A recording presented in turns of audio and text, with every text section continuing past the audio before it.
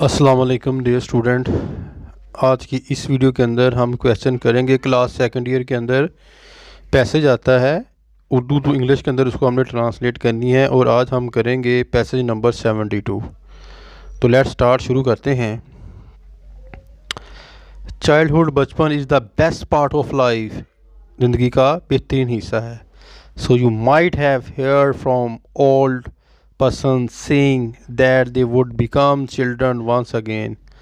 इसलिए आपने अक्सर बूढ़ों से सुना होगा कि वो एक दफ़ा फिर बच्चे बन जाएं।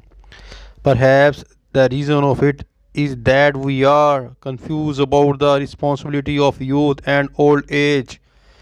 शायद इसकी वजह यह है कि हम जवानी और बुढ़ापे की ज़िम्मेदारियों से घबराते हैं। There is no responsibility in childhood। बचपन में कोई ज़िम्मेदारी नहीं होती। So there is also no worry। इसलिए कोई गम नहीं होता। The child plays the whole day। बच्चा दिन भर खेलता है। His parents love him। इसके वालिदैन इससे मोहब्बत करते हैं। Feed him। इसे अच्छे तरीके से पालते हैं। Purchase a nice dress for him। इसके लिए अच्छे अच्छे उम्दा लिबास जो है वो खरीद कर देते हैं। If the child does not have costly clothes, he does not care for it। अगर बच्चे को कीमती कपड़े ना भी मिलें तो वो इसकी परवाह नहीं करता। It is so because life itself is a toy for him.